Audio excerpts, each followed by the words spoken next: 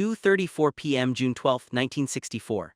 Harold Meissner was standing beside his New Holland Highliner when the plunger reversed. The 340-pound ram traveled backward at 87 strokes per minute. Meissner's chest was against the bale chamber opening. The impact crushed his sternum and 4 ribs. He died before the ambulance arrived from Hutchinson. His widow Ellen owed $4,200 on the baler. The farm had been in his family since 1891. What killed him was a feature the manufacturer advertised as convenient. It weighed 11.3 pounds and was made of cast iron and spring steel.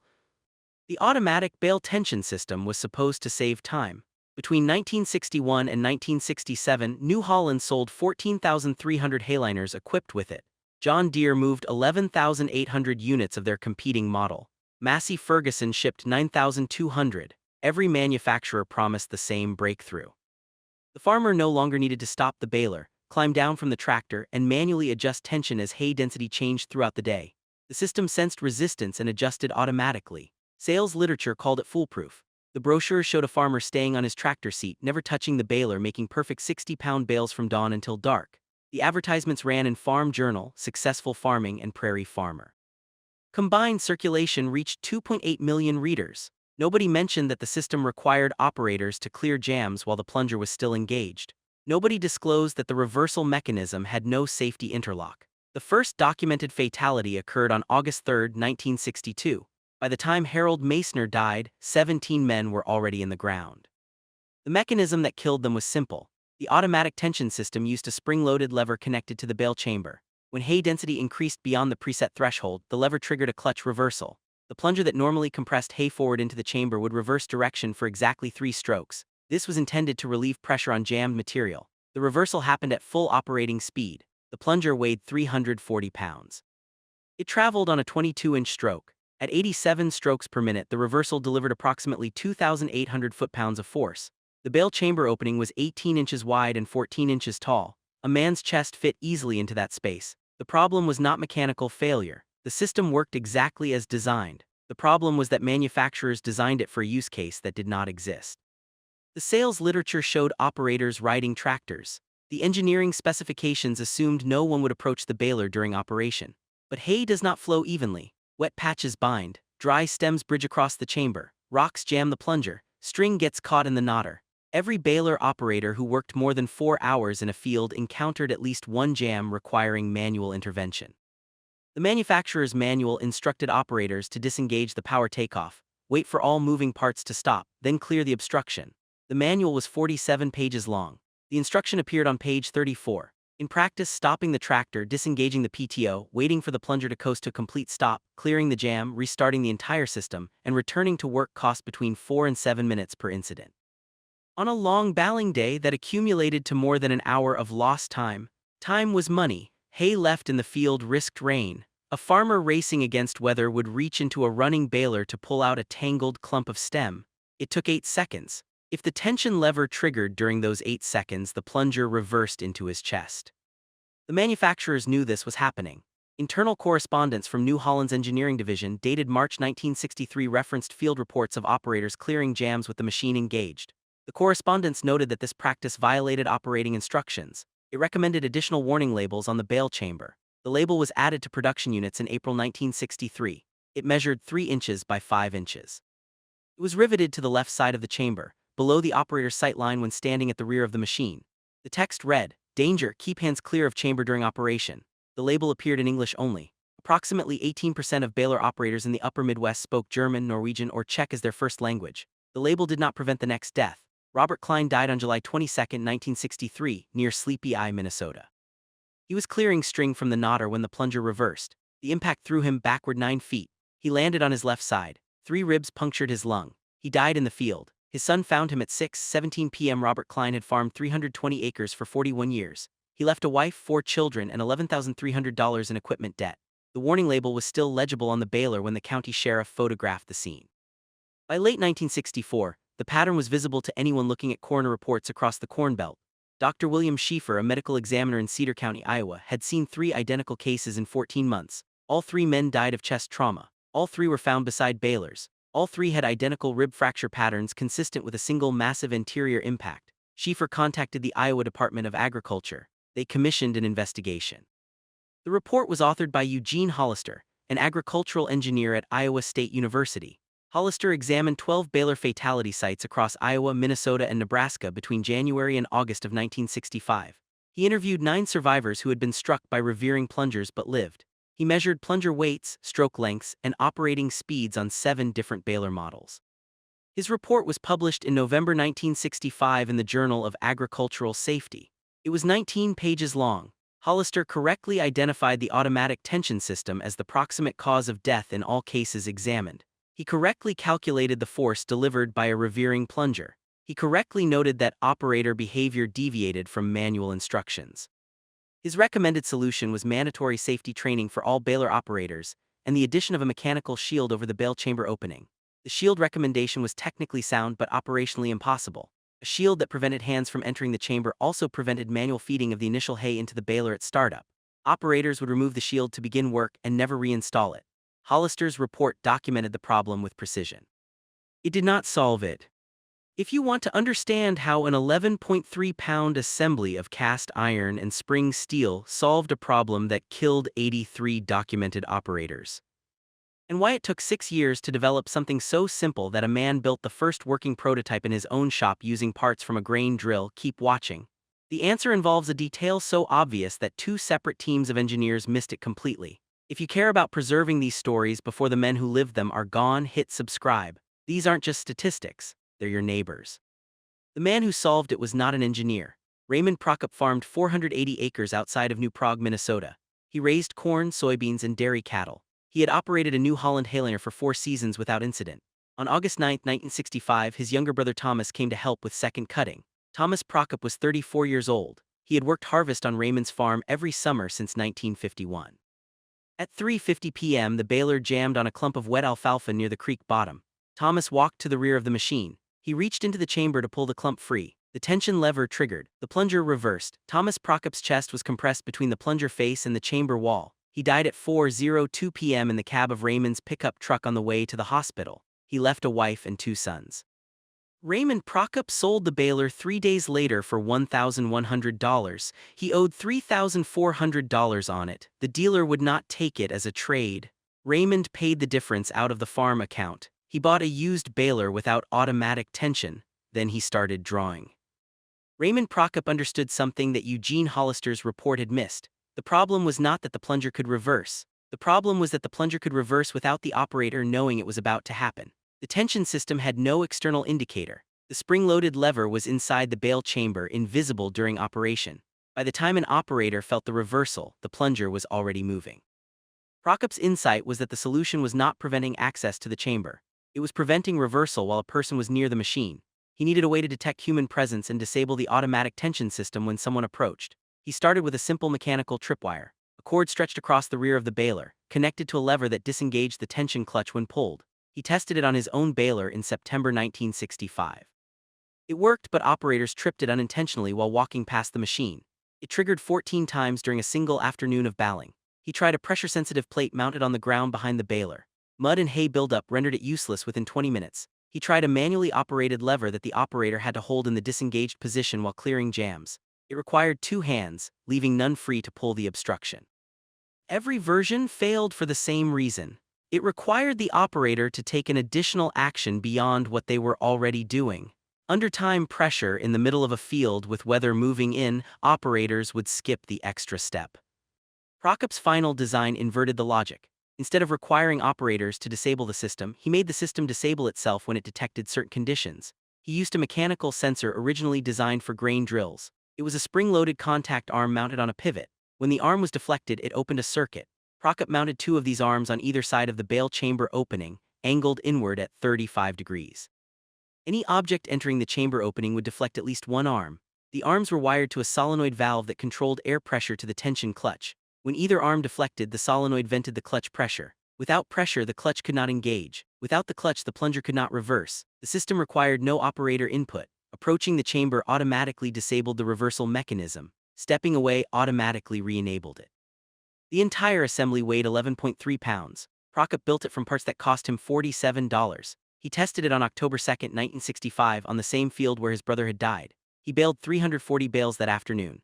He deliberately triggered the sensor arms 22 times by reaching into the chamber opening. The plunger did not reverse once. He installed the system on two neighbors' balers that week. Both men reported the same result. The system worked. By spring of 1966, Raymond Prokop had installed his sensor system on 11 balers in LeSueur County. He charged nothing. He gave neighbors the parts list and let them build their own. That decision saved some men and killed others. The system's effectiveness depended on precise placement of the sensor arms. Prokop had calculated the 35-degree angle through trial and error. It was wide enough to detect an approaching hand, but narrow enough not to trigger from hay movement or vibration. Farmers who built the system from Prokop's parts list did not always understand why the angle mattered. Some mounted the arms vertically. Others angled them outward instead of inward. Others used lighter springs that deflected from wind. These improvised versions triggered constantly or not at all. When they failed, operators disabled them. On May 14, 1966, Carl Onstead died near Mankato, Minnesota. He had installed a homemade version of Prokop's system 3 weeks earlier. The sensor arms were mounted with springs too light to maintain contact. They had vibrated open during normal operation. Onstead had disconnected the solenoid to keep the baler running. When he reached in to clear a jam, the plunger reversed. He was 52 years old. He left a wife and 5 children. The farm went to auction in September. Raymond Prokop attended the funeral. He stopped giving out the parts list that week. Prokop contacted New Holland directly in June 1966. He sent blueprints, photographs, and a written description of the system's operating principle. He included affidavits from 4 farmers who had used the system through the entire 1965 season without incident. He requested a meeting with the company's engineering division. New Holland's reply, dated July 8, 1966, acknowledged receipt of his materials and thanked him for his interest in product safety. The letter stated that the company was conducting its own internal review of baler safety systems and would consider his design as part of that review. No meeting was offered. No timeline was provided. New Holland sold 4,100 hayliners with unmodified automatic tension systems in 1966. John Deere sold 3,800. Massey Ferguson sold 2,950. The manufacturers had done the math. Retrofitting existing balers with Prokop's system would cost approximately $85 per unit including labor.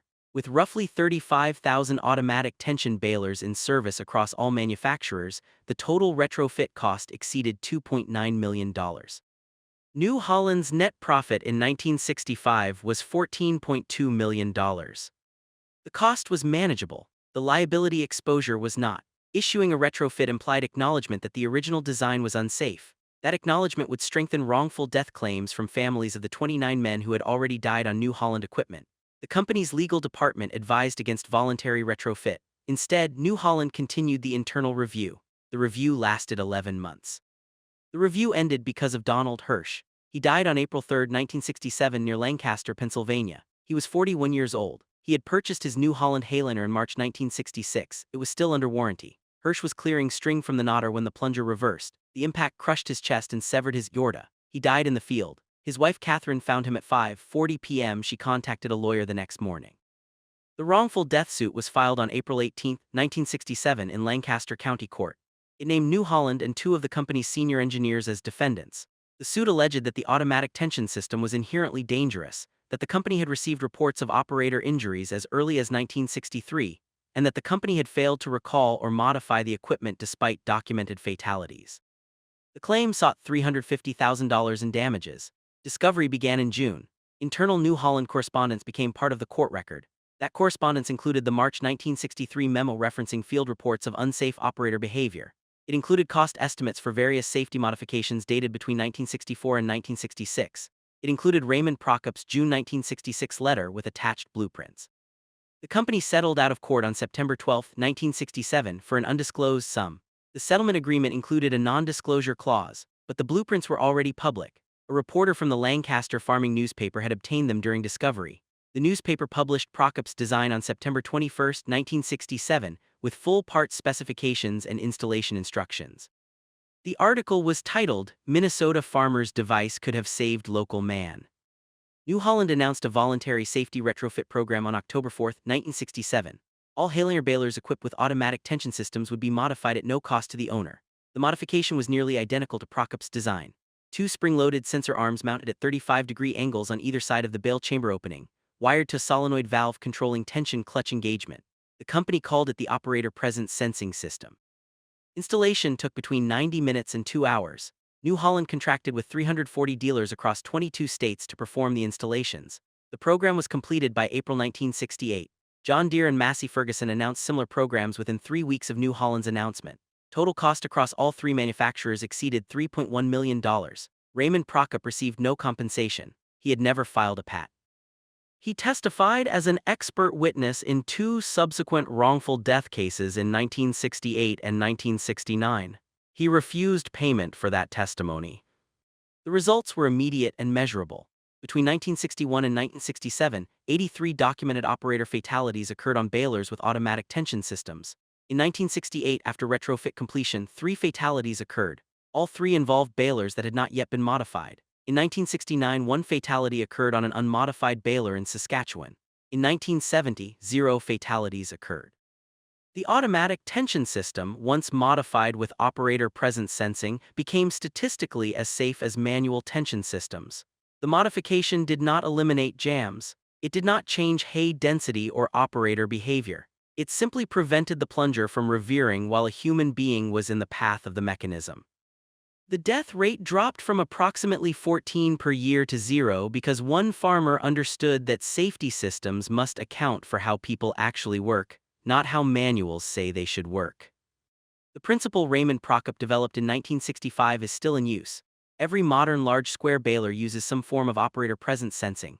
The sensors are no longer mechanical arms. They are infrared photoelectric beams, radar proximity detectors, or capacitive field sensors. But the logic is identical. Detect human presence near THE Chinese letter zone. Disable the dangerous mechanism when presence is detected. Re-enable automatically when the operator moves away. Require no conscious operator input. The same principle appears on combine headers, forage harvesters, and self-propelled windrowers. Industrial applications include injection molding machines, hydraulic presses, and automated assembly equipment. OSHA standards for machine guarding, codified in 1971, reference operator presence sensing as an acceptable alternative to physical guards in applications where guards would prevent normal operation. The regulatory framework that governs workplace safety for 130 million American workers is built in part on a principle developed by a Minnesota farmer who was trying to make sure no one else's brother died the way his did. Raymond Prokop farmed until 1989. He sold the farm to his son and retired to New Prague. He died on February 16, 1994 at the age of 71. His obituary in the New Prague Times mentioned that he had developed a safety device for farm equipment. It did not mention how many lives that device saved. Attendance at his funeral exceeded 400 people. Many of them were farmers. Some of them had known Thomas Prokop. Some of them had installed Raymond's sensor system on their own balers in 1966 and 1967. Some of them were alive because they had. Raymond Prokop never spoke publicly about his brother's death. His son Michael mentioned in a 2003 interview with the Minnesota Farm Bureau that his father kept the original hand-drawn blueprints in a manila folder in his desk. The folder was labeled Tom. The blueprints are now part of the permanent collection at the Minnesota Agricultural Interpretive Center in Wayska. They are displayed alongside a New Holland Haliner bale chamber and an original Prokop sensor assembly. The sensor arms are spring steel. The mounting brackets are cast iron. The entire assembly weighs 11.3 pounds. It sits in a climate-controlled case under glass. You can see the wear marks on the pivot points where the arms moved thousands of times, detecting hands and disabling a mechanism that would have crushed the men those hands belonged to. If you have stories about baler operation in the 1960s, or if you knew someone who was injured or killed by equipment from that era, leave a comment. Tell us where you farm, tell us what state or province you're watching from. These stories matter. The men who lived them are disappearing. If we don't document what they learned and what it cost them to learn it, that knowledge dies with them. Subscribe to help preserve these pieces of agricultural history before they're gone. This is not entertainment. This is memory.